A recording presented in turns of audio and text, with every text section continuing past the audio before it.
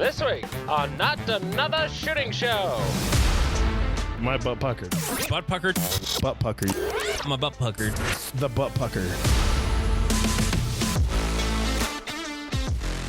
He's Jeff King. I'm Andy Erickson. This is Not Another Shooting Show. We go to a city I was just in a couple weeks ago, Orlando, Florida, Hell yeah. where a man was injured after he accidentally shot himself at a mall. The Orange County Sheriff's Office said the man accidentally fired the gun and shot himself in the Florida Mall on South Orange Blossom Trail. Reports of a shooting this is the funny part. Reports of a shooting at the Florida Mall are unfounded. The Orange County Sheriff's Office said on social media. There was an accidental discharge of a firearm, and the only person injured is the person who was handling the firearm. Yeah. So it is a thing in the gun community and gun media that makes my ass itch a little bit is the euphemistic language. You know, like there are people who will scold you for calling it a silencer. Yep. And there are people who will scold you for calling it a suppressor. Yep. Another fun one is assault rifle. You know what one's even dumber than that? Modern sporting rifle. Yeah. I mean, holy Madison Avenue marketing spin, Batman. That's like, it's a fucking semi-auto rifle, period. Whatever. You want to call it an assault rifle? I don't give a shit. Technically, everything can be an assault something. Well, as long the as you use it in 1903 the assault. Springfield was an assault rifle once upon a time. Yeah, if you put a bayonet on anything, it becomes an assault whatever. Yeah. I forgot to mention, I got an M1 Garand for my birthday. Nice. Yeah. It's about 14 inches long. It's a little on the small side. It's, I guess technically it's a short-barreled rifle, but it's not actually a firearm. It's a toy. But it's such a realistic-looking toy that my brother thought it was real, and he called me. And my brother never calls me unless he needs something. And, I mean, he texts me, but he doesn't call. And so Right. he calls me. He's like, dude, you got one. That's so awesome. I'm like, yeah, isn't it great? Oh, man, when can I shoot it? I said, never. Why? I said, it's a toy. It's 14 inches long. It's about the size of a stick lighter. That's all you need. He's like, oh, my God, I thought it was real.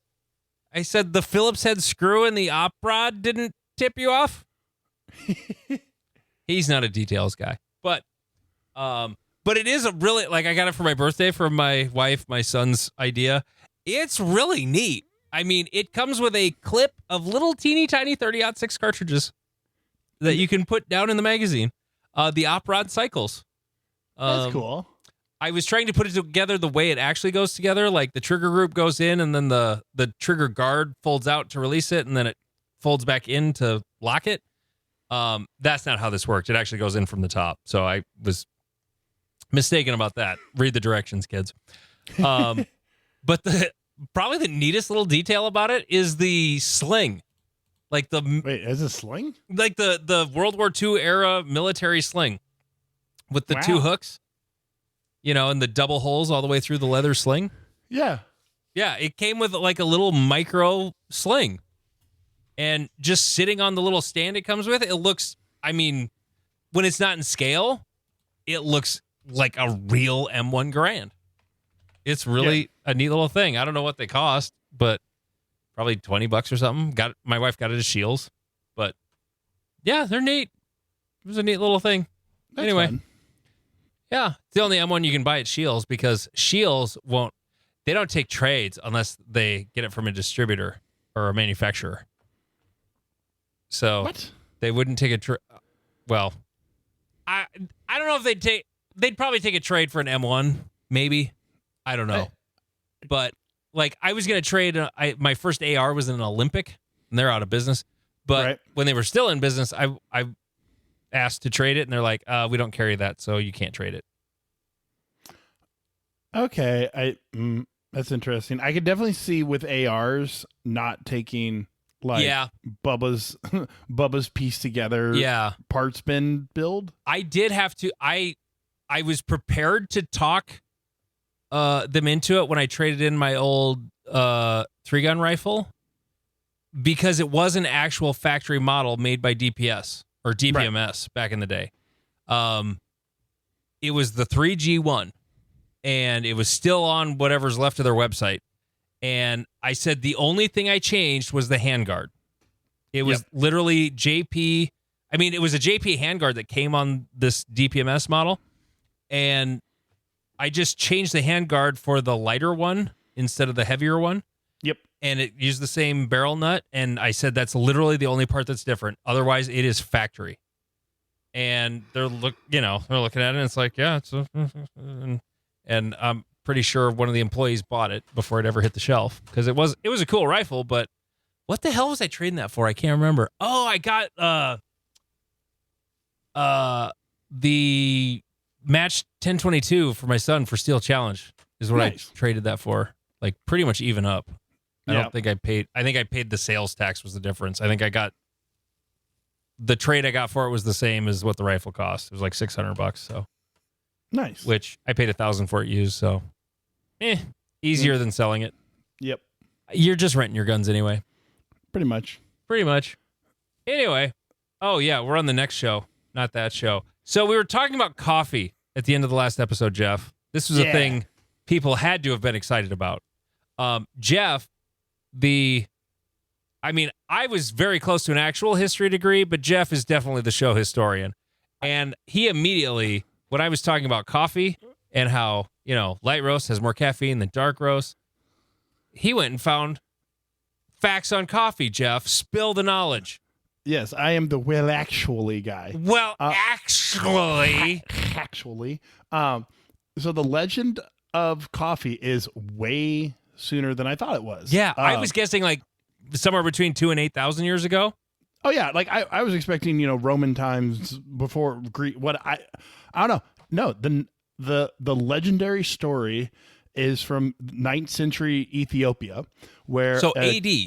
AD. So the 800s. So Jesus didn't have coffee. Right. So in the 800s CE, an Ethiopian goat herder named Kaldi observed his flock of goats eating these cherries off of a tree. And he noticed that they wouldn't sleep after they ate those cherries. And they were all energetic. And so he took that information to a local monastery and told the Ethiopian monks there, like, hey, my goats get like really wound up when they eat these. And so one of the monks went out and picked them because they had to pray all the time and they'd get tired at night. And so they, according to the legend, they like boiled them and started drinking it almost immediately. And were like, oh, this is amazing. I love caffeine. And so, yeah, that's the legendary story is that in the 9th century Ethiopia, coffee was born because of some goats. Mm-hmm. The historical one is the first kind of like credible evidence of coffee drinking is from the 15th century in Yemen.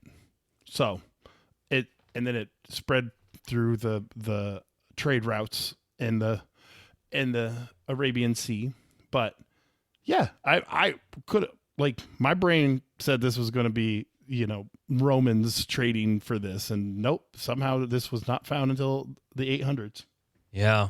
I was at a match one time, and I am fucking blanking on his name. You're a friend that said, I'm lazy because I still live in a shitty state. Nolan. I kept wanting to say Owen, and I knew that was wrong. It wasn't Owen who said it. I was at a match down there. I don't remember which match it was. And Owen had a French press with him. Yeah. He was French pressing coffee at the match. Nolan is always prepared. Oh, my God. What a nerd. Yeah, but he's my favorite nerd. He fishes at Iowa section. He camps it at Cornhusker. Yeah, he brings a fucking jet boil and a French press, which, by the way, I don't know if it was the same French press, but I bought the Stanley camping French press. It's pretty awesome. Not gonna lie, Yeah, stainless steel. It's great. And that's why he has it. Is like he's sort of outdoorsy sometimes, and yeah, it's whenever Nolan's there, you know shit's prepared. Like we are set for whatever the problem we're gonna run into. Yeah, and if you don't know what a French press is, just go back to your cold brew frappuccino chocolate milk bullshit. It comes in a can. And don't talk to me about coffee ever again. Okay. I'm very snotty. I tell the guys at work they have like Folgers they brew in a moldy coffee maker. I don't know if it's actually moldy, but it looks like it's moldy. It's disgusting. Like Yep. There's this type of coffee drinker who will drink coffee only out of a mug that is stained, and it's never washed. It's only rinsed. Yep. And you can't wash it, or else you ruin like as if it's the seasoning in a cast iron pan. It makes no sense whatsoever. But anyway, and this has been Coffee Talk with Jeff and Andy. Jeff, the non-coffee drinker. Yeah, I don't know how you can go to a match on a Sunday morning and not drink coffee, but it stunts your growth. It's called Bang Energy Drink. Bang and Monster. Oh God, what's the crazy Rippets? Yeah, if I get some Rippets, let's go. But Casey's Pizza and Monster Energy drinks and or Bangs, depending on how late I was out the night before. Is Rippet still made? I don't think so. Rippet Energy. Oh yeah, sure is. It's still out there. At least their website is, and it's fancy. So, no, there's a guy we got to have on the show sometime. He's not a USPSA shooter, but he's a gun guy. He used to run a gun store. He's a Iraq veteran, and he got hooked on Rippets in Iraq or Afghanistan. I can't remember which one he was in, but he's also a complete fucking lunatic and hilarious. Yeah, and we should have him on the show because he'd be fun. And when he was running the gun shop, he would get on Facebook Live and he would do a rundown of like deals they had in the shop, and he would do it in the time span that he like downed a Rippet. He would just like he would start it by cracking the can and just take one big gulp. All right, here's what we got. And by the end, he was like so wired. It was hysterical. Okay, so group class loses some value depending on instructor. Jeff, what are you talking about? Did you take a group class? No, I ran a group class. Oh, okay. So, I run group classes every night. Teaching kickboxing, it's mainly a group class style teaching. And I've learned the scale is kind of weird. Is 1-on-1 or 2-on-1 is not the best, at least with me as a coach, is not the best type of learning, because there's like I always feel like I need to be interjecting, and it kind of ruins the learning process. But like I find between 8 and 16, I'm like, okay, cool. I can run this class, everything's fine, everyone's working, blah blah blah. I had a class with 29 people in it. Oh Jesus, that's a lot. Yeah, it deteriorated fairly quickly. Okay, I take that back.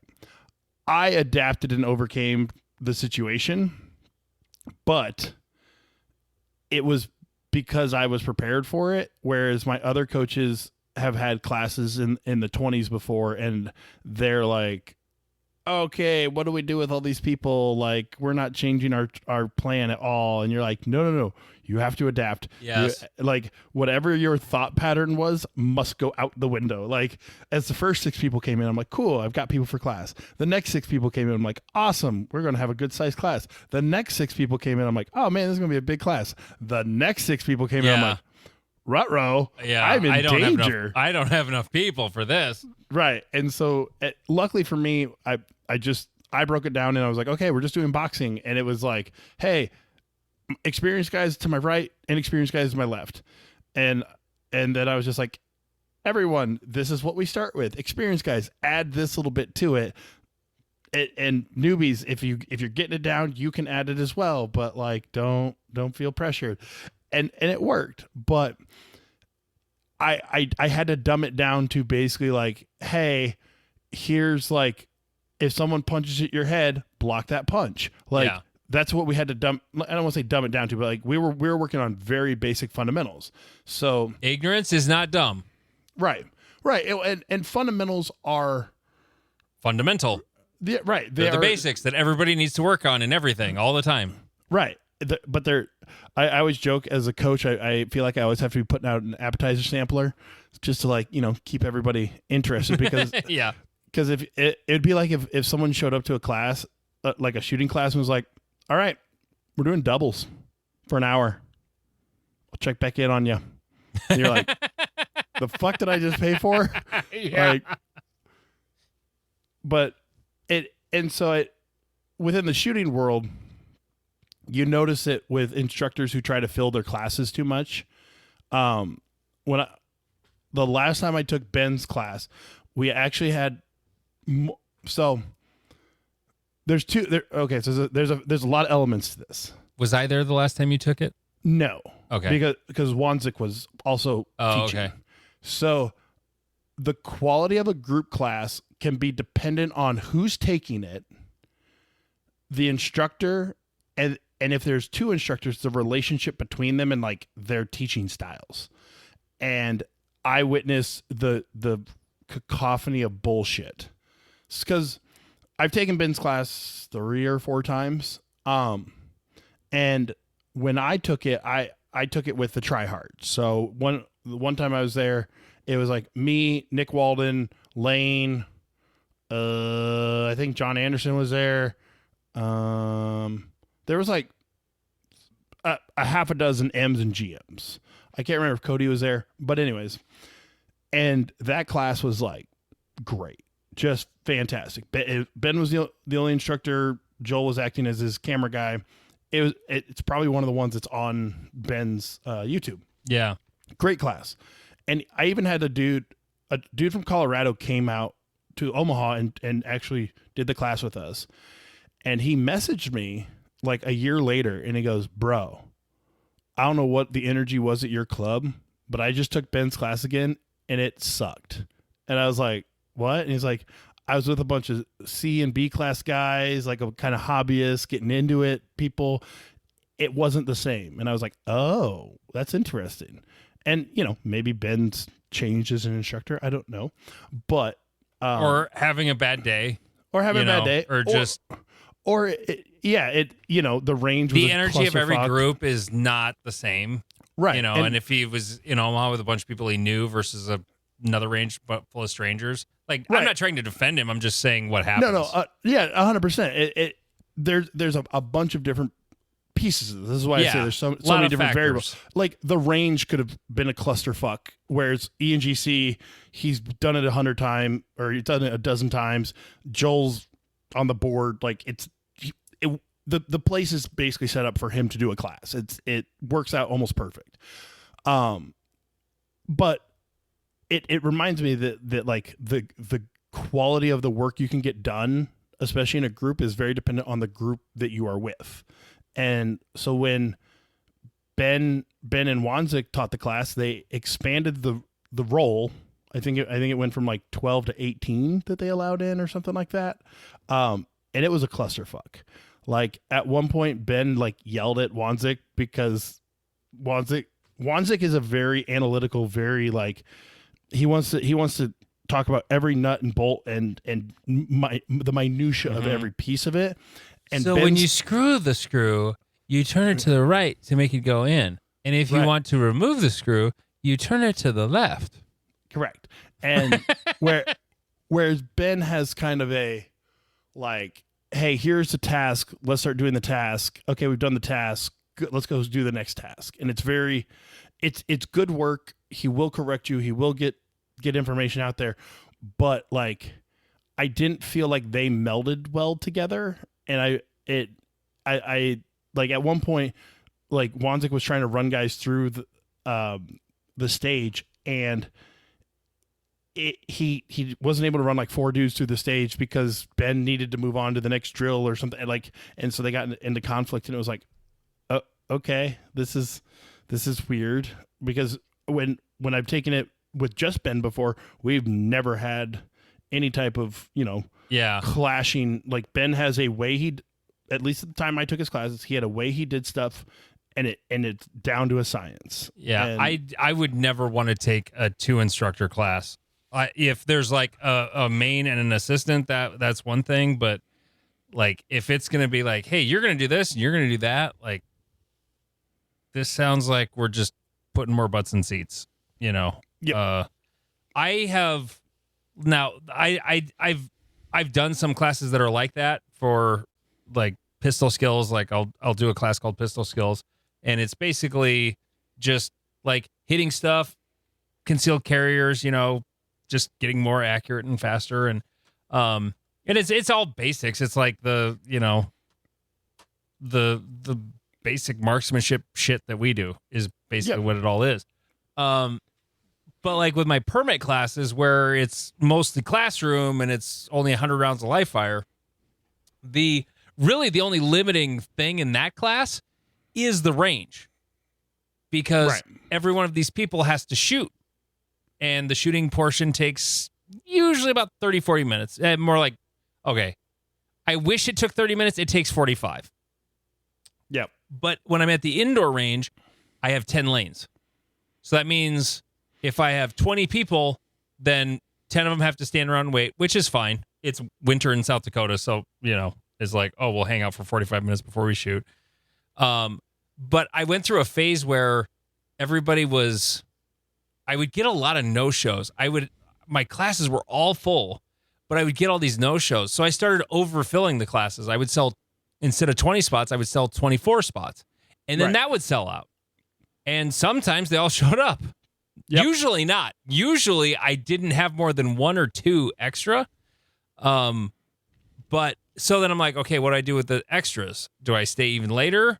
Well, what I adapted was to just, during the lunch break, I'm not going to eat lunch, and you guys can eat lunch during the class.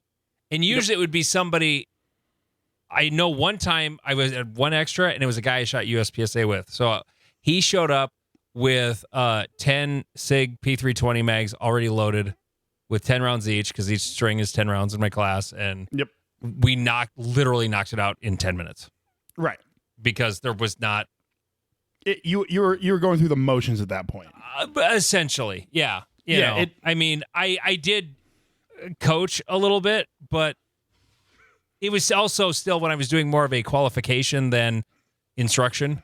Right. Now I'm actually like, it's more of 100 rounds of live fire training. It's a very brief micro lesson, but at least it's like actual shooting education instead of prove to me that you can actually hit stuff.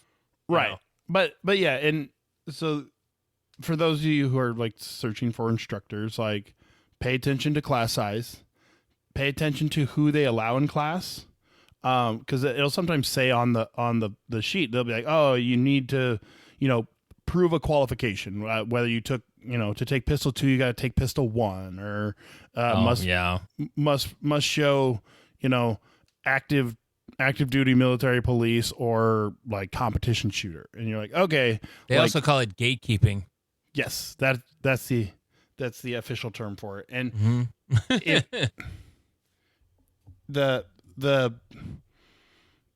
they're doing good gatekeeping for advanced classes, sweet. Yeah.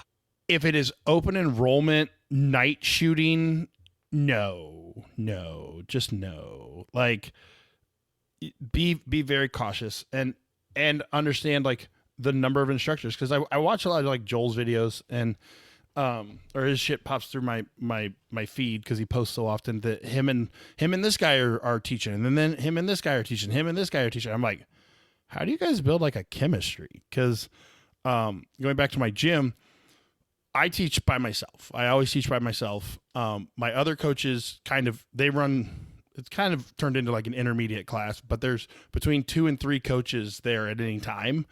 And it can get kind of where like one's in charge, but the other's kind of helping, but they're kind of also trying to be in charge. And it gets a little weird, but they make it work. And so, but they've been doing it for so long, they know how to feed off of each other and how to like get the other one focused better or whatever. Yeah. Whereas like just bringing in random instructors, you don't know the vibe, you don't know the personalities and if they'll meld well together. Right. Like if you and I decided to like start teaching shooting classes, it wouldn't take us long to figure that part out. Like it's pretty much already figured out. It would just be like, what are we doing? You know? Yeah. And then learning how that's going to flow. And honestly, like you may take a class. Here's the thing. You may end up taking a class from a guy. Now, if you're a USPSA shooter, you should, you know, and you're serious about it, like you should take a class from somebody who's really good. That could be someone at your club. Yeah. Like there are really good shooters at local clubs who put on classes, and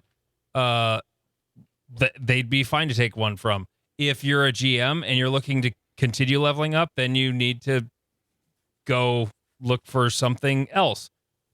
It could possibly still be at your club, perhaps.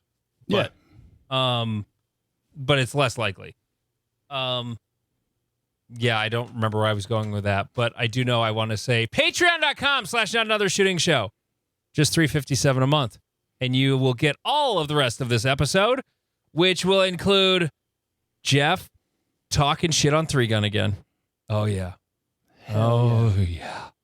I see 10mm Glock in the rundown. I am here for that. And a conversation about a Patreon only gathering. We do? Maybe. I don't know. I just thought about it. Okay. Jeff just thought of it. Okay, there you go. A tease for something that I never thought of, nor was I told about. Patreon.com/notanothershootingshow. It's only $3.57 a month, and you will get all of the rest of this second episode every single week.